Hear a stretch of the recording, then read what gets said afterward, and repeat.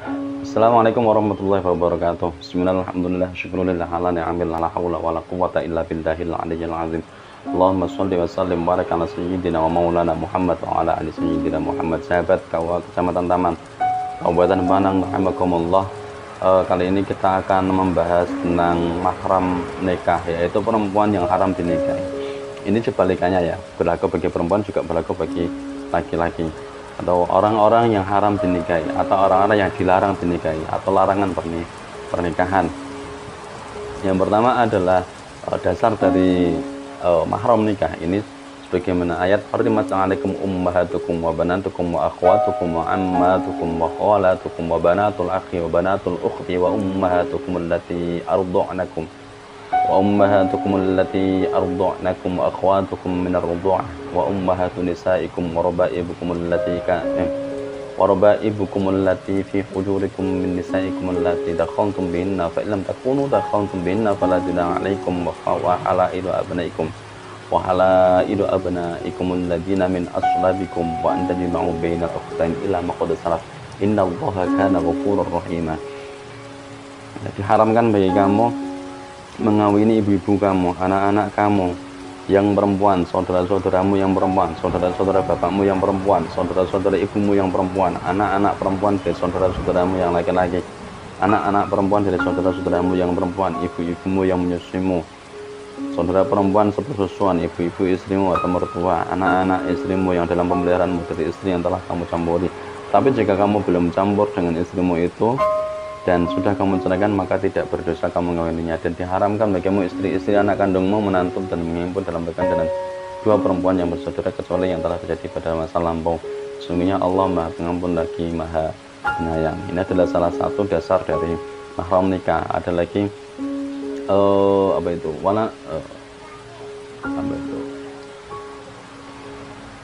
ayat janganlah kamu menikahi orang-orang yang mana kahabaukum, orang-orang yang dinikahi oleh bapak-bapakmu. Itu juga ada.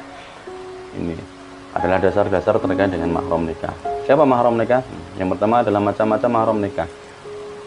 Ya, mahram nikah bisa mahram nikah, mahram mu'abbad, mahram yang selamanya,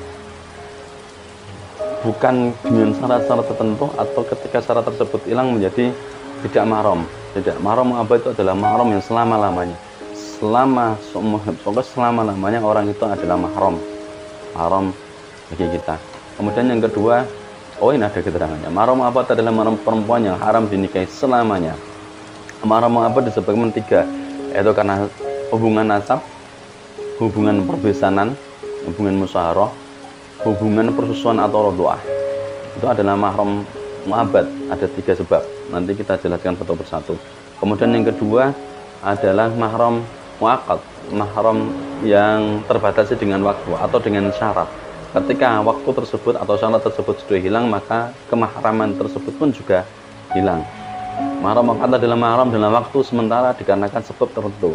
Jika sebab tersebut hilang, maka hilang juga hubungan mahramnya. Kita bahas satu persatu.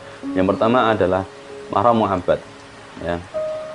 Mahram mu'abbad tadi ya, satu adalah sebab nasab, yang kedua adalah sebab hubungan perbesanan, yang ketiga adalah sebab rodoah. Sekarang sebab nasab. Mahram mu'abbad sebab nasab yang pertama adalah orang tua dan nasab ke atasnya. Ya. Siapa? Mereka adalah ibu dan nenek, baik nenek dari ibu atau dari bapak. Itu kalau berbicaranya dengan laki-laki. Kalau dengan perempuan berarti tidak boleh menikah dengan bapaknya, tidak boleh menikah dengan kakeknya, tidak boleh menikah dengan kakek buyutnya ke atas. Orang tua dan nasab ke atasnya. Yang pertama. Yang kedua adalah anak dan nasab ke bawahnya. Seorang laki-laki tidak boleh menikahi anak perempuannya, tidak boleh menikahi cucu perempuannya, tidak sampai ke bawah. Termasuk dalamnya adalah cucu buyut, tidak boleh menikahi cucu buyutnya. Itu kalau laki-laki. Berarti kalau perempuan tidak boleh menikahi anak laki-lakinya, tidak boleh menikahi cucu laki-lakinya, tidak boleh menikahi cucu buyut laki-lakinya. Anak dan nasab ke bawahnya. Ini adalah mahram mu'abbad, mahram yang selama-lamanya tidak bisa berubah hubungan kemahraman ini, karena mahram selama-lamanya. Kemudian yang ketiga adalah anak orang tua. Mereka ada saudara kandung, baik saudara kandung sebepak dan seibu atau sepupu saja atau seibu saja. Saudara kita, kakak atau adik kita tidak boleh dinikahi. Seorang laki-laki tidak boleh menikah dengan kakak atau adiknya yang perempuan, baik sebapak dan seibu artinya kandung, atau hanya sebapak saja atau hanya seibu saja. Tidak boleh. Ya, termasuk keturunannya. Anak-anak dari saudara kandung laki-laki sebapak, seibu atau sebapak atau seibu saja. Saudara kandung perempuan sebapak tidak boleh. Termasuk cucu buyut dari saudara laki-laki sebapak, seibu atau sebapak atau seibu saja. Artinya saudara kita, baik kakak ataupun adik, ya, baik kandung sebapak, seibu ataupun sebapak saja atau seibu saja, itu adalah mahram mu'abbad berserta dengan keturunannya. Itu adalah mahram kita. Beda dengan anaknya, misalnya apa? Saudara sepupu itu sudah bukan mahram. Sudah bukan mahram. Ya. Misalnya si A adalah menikah dengan sepupunya. Si laki-laki A menikah dengan sepupunya, perempuan sepupunya, maka itu diperbolehkan. Yang tidak diperbolehkan adalah menikahi saudara ayahnya. Atau kalau diturunkan lagi berarti laki-laki tidak boleh menikahi keponakannya. Nah, ya. Anak orang tua dan keturunannya. Keponakan itu kan anak dari anak orang tua kita. Keponakan itu kan anak dari saudara kita, baik sekandung ataupun sebapak atau seibu saja. Semoga bisa dipahami. Kemudian yang selanjutnya adalah saudara orang tua. Mereka adalah saudara laki-laki atau perempuannya bapak atau ibu, baik sebapak, seibu atau sebapak atau seibu saja. Nah, biasanya kita memanggil mereka dengan bibi, bude. Kalau laki-laki berarti Pak D, Pak Le. Ya. Tidak boleh menikahi kalau laki-laki tidak boleh menikahi bibinya, ya, atau saudaranya orang tuanya. Ya. Saudara orang tua, kakak atau adik orang tua kita, baik sekandung, sebapak, seibu ataupun sebapak saja ataupun seibu saja, tidak boleh menikahi. Termasuk di dalam golongan ini adalah bibinya ayah atau ibu, bahkan bibinya kakek atau nenek ke atas. Bibinya ayah berarti saudara kandungnya, saudaranya kakek atau nenek, baik sekandung atau sebapak atau seibu. Itu juga mahram mu'abbad. Ya. Paham ya? Kakek itu kan bapaknya orang tua kita. Nah, anaknya kakek itu orang tua kita dan saudara orang tua kita, ya kan? Lazimnya kita memanggil mereka adalah Pak D, Bude, Paman. Itu mahram. Termasuk, ya, kalau dinaikkan lagi, kita orang tuanya orang tua kita itu kan kakek kita, ya, kakek atau nenek kita, ya. Kakak atau nenek itu punya saudara, adik atau kakaknya kakek atau nenek, baik sekandung, sebapak, seibu atau sebapak saja atau seibu saja. Mereka itu juga mahram bagi kita. Mahram mu'abbad, selamanya tidak boleh menikahi. Satu, mahram mu'abbad sebab nasab. Yang kedua, mahram mu'abbad sebab besanan, sebab hubungan perkawinan. Mahram mu'abbad sebab hubungan perkawinan. Yang pertama adalah istri orang tua. Mereka adalah istri bapak, istri kakek, bapaknya bapak atau bapaknya ibu, kakek kita, istrinya kakek ke atas, baik sudah pernah digauli atau belum, baik sudah bercerai ataupun tidak.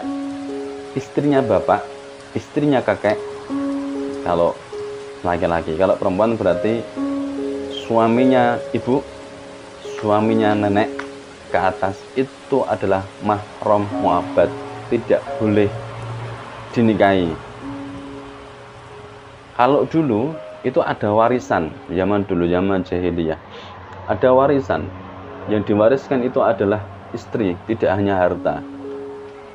Kadang istrinya ayah, sepeninggal ayah, kemudian diwariskan kepada anaknya. Jadi dulu ibunya menjadi istrinya, itu dulu zaman jahiliyah. Tetapi setelah Islam semuanya aturan tersebut dirubah, Termasuk mahram mu'abbad sebab hubungan perkawinan itu adalah istrinya bapak atau suaminya ibu, baik sudah digauli ataupun belum, baik sudah bercerai ataupun tidak, itu tidak boleh dinikahi atau mahram. Kemudian yang kedua adalah istri anak. Kita mempunyai anak si A. Si A menikah dengan perempuan si B. Perempuan si B tersebut tidak boleh dinikahi oleh mertuanya atau anak menantu, ya, istrinya anak atau menantu. Istrinya cucu, termasuk juga istrinya cucu dari anak laki-laki, istrinya cucu dari anak perempuan, atau istrinya cucu kita ke bawah dan nasab ke bawahnya, baik sudah digauli ataupun belum, baik sudah bercerai atau tidak. Meskipun sudah terjadi perceraian antara anak dengan menantu itu sudah bercerai, ya. Misalnya si A punya anak si B menikah dengan si C, si B dengan si C ini sudah bercerai. Si C ini meskipun sudah cerai, meskipun belum digauli, sudah digauli atau belum digauli oleh anaknya yang bernama B, ya, tetap si C ini tidak boleh dinikahi oleh si A, karena anak menantu adalah mahram mu'abbad selama-lamanya, sudah ataupun belum digauli, ya. Kemudian orang tuanya istri dan nasab ke atasnya, mereka adalah ibunya istri, ibu mertua. Ibu mertua itu adalah mahram mu'abbad.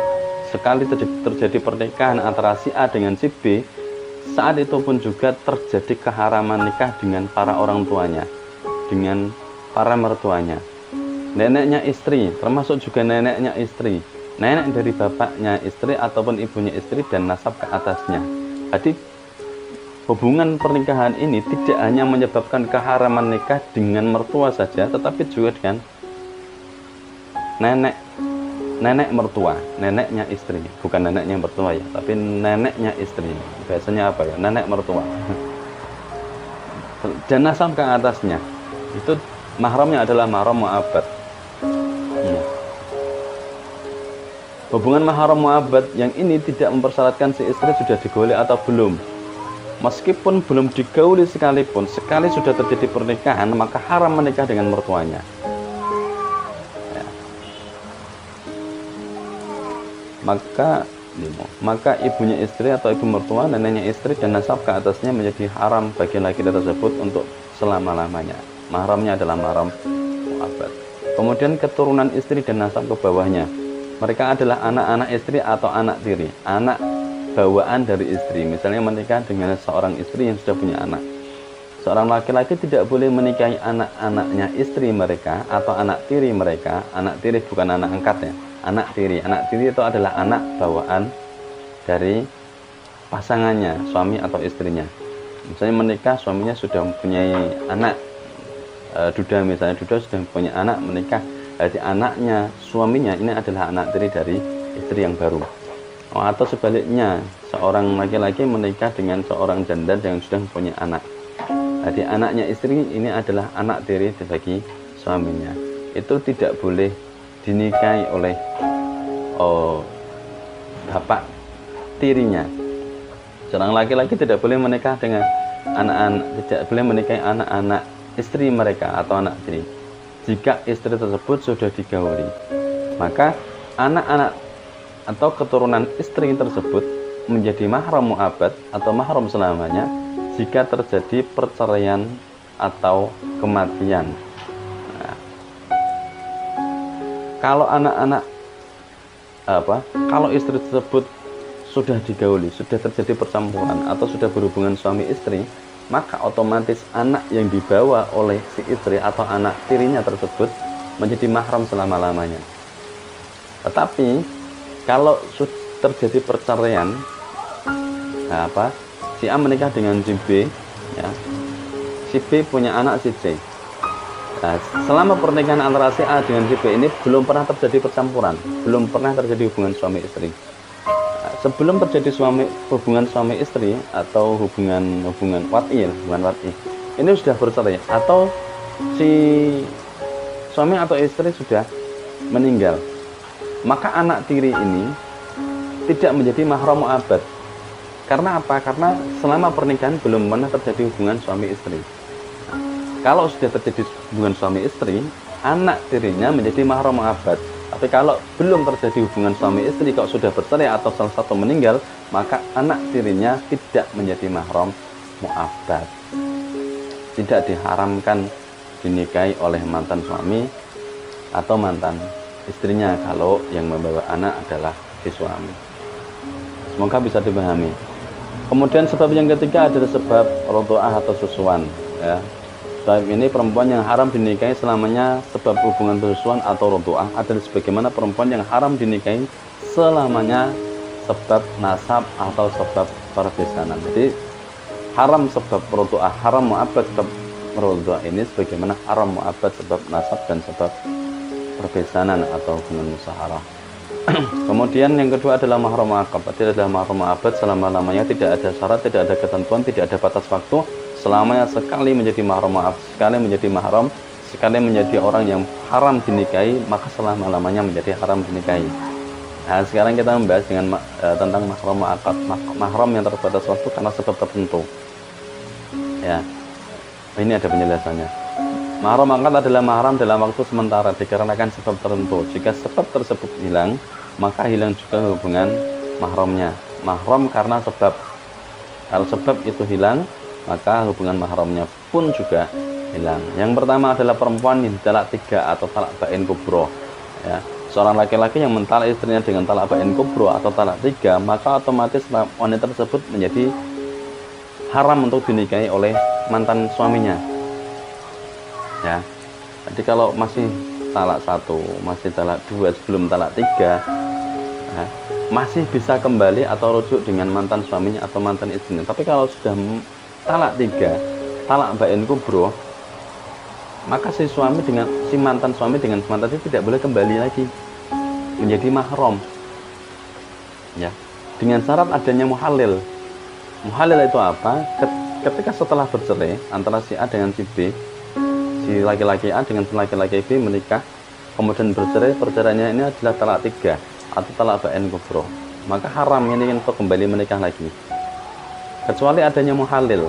Muhalil itu bagaimana? Si mantan istri B kemudian minta menikah lagi dengan laki-laki lain yang bernama C, dan sudah terjadi hubungan suami istri atau wat'i. Nah, kemudian si laki-laki, si C ini meninggal misalnya, atau terjadi perceraian yang tanpa settingan, tanpa paksaan. Artinya dengan sendirinya karena ada masalah atau karena ketidakcocokan dan lain sebagainya terjadi perceraian. Tetapi sudah terjadi hubungan suami istri sebelum terjadi perceraian, atau si C meninggal. Nah, karena si C ini adalah muhalil, ya. C ini adalah muhalil. Karena sudah ada muhalil, sudah ada pernikahan yang lain dan sudah terjadi hubungan suami istri, maka si B mantan istri si A boleh kembali lagi menikah dengan si A karena ada muhalil tadi. Kalau sebelum ada muhalil tidak boleh karena talaknya adalah talak bain. Makanya hati-hati. Ini adalah sebuah pembelajaran yang luar biasa agar kita tidak bermain-main dengan yang namanya perceraian. Abghadul halal at-talak. Sesuatu yang halal paling dibenci oleh Allah itu adalah talak atau perceraian. Meskipun itu halal tapi itu dibenci. Maka bisa mungkin menghindari yang namanya perceraian. Kalau sudah talak bain kubro, perceraian yang besar itu, talak 3 atau talak bain kubro, tidak bisa kembali. Bisa kembali harus dirasakan oleh orang lain, yang namanya muhalil tadi.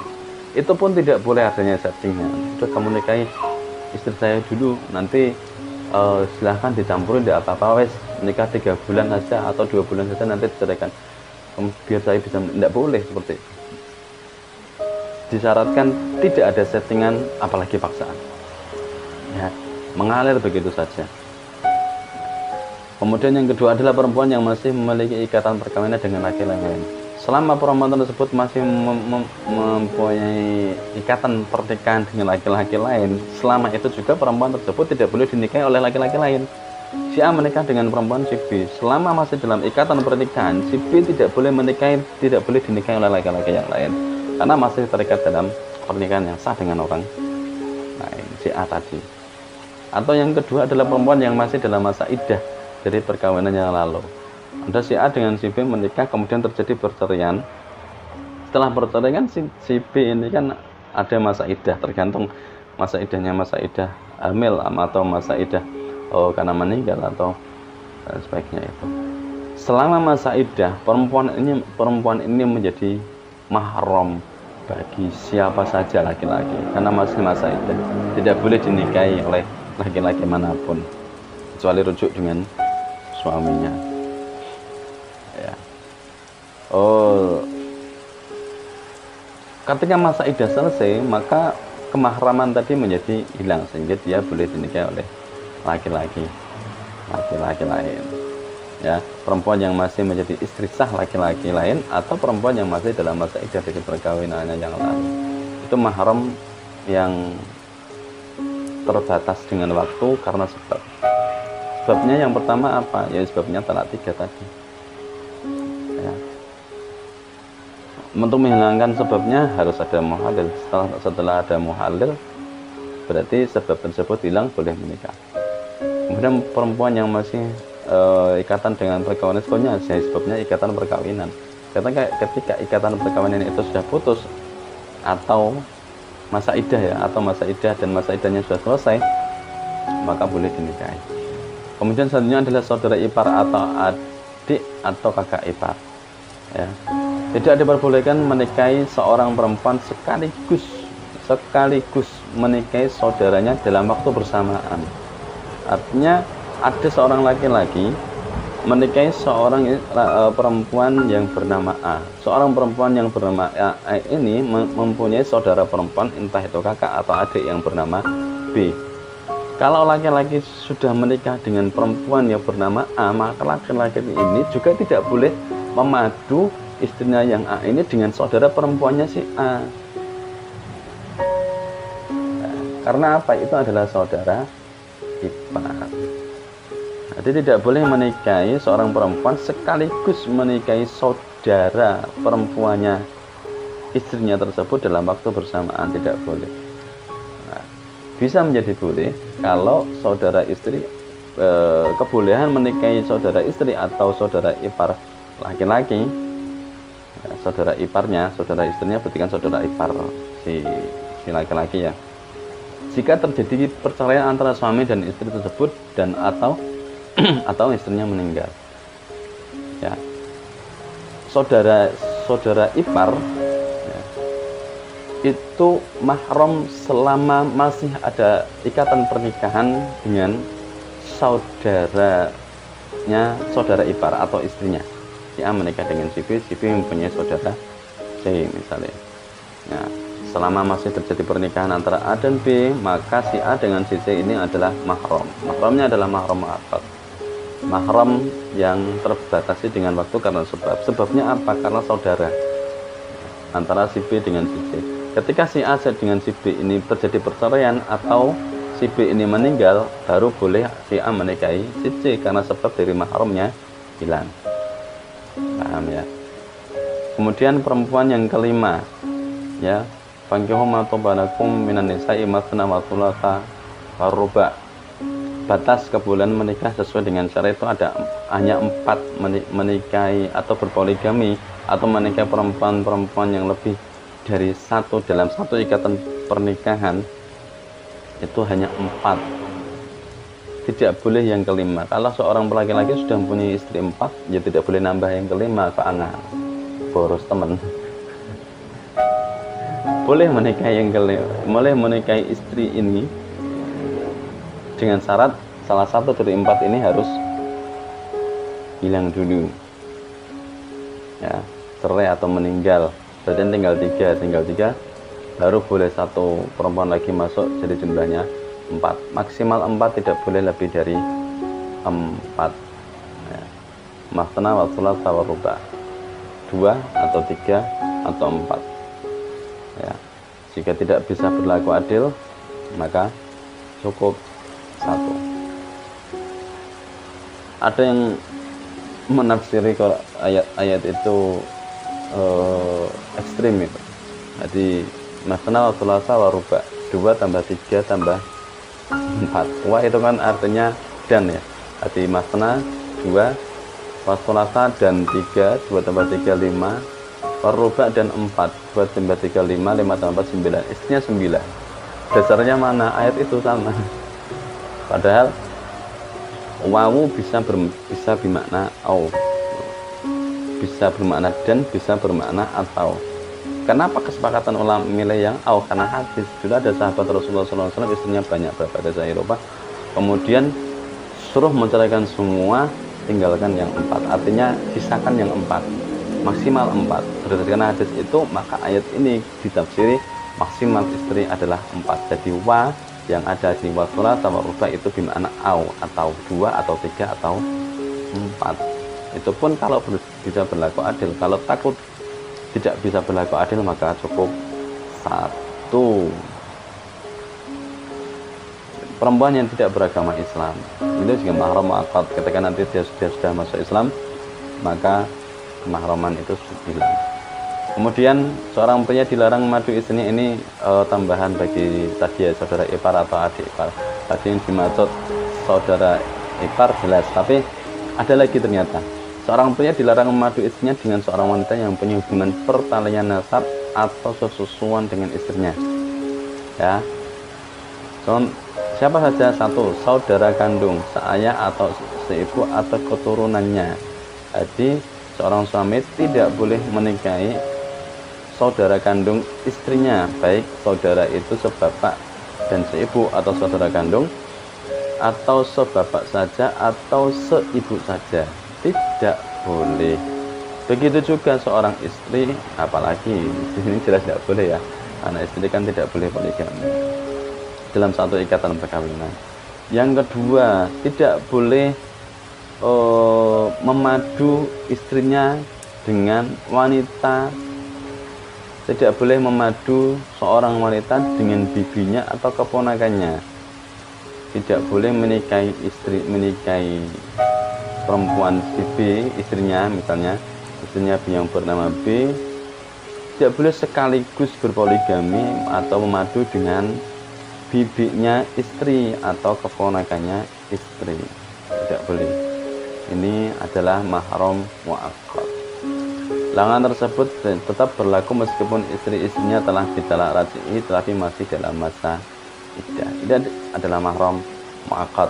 Jadi perhatikan kalau mau menikah, apakah dia mempunyai hubungan mahram dengan saya apa tidak, apakah dia ada hubungan ya larangan atau tidak, dan lain sebagainya, sehingga pernikahan kita benar-benar sah secara agama, sah secara negara, dicatatkan, mendapatkan buku nikah tercatat.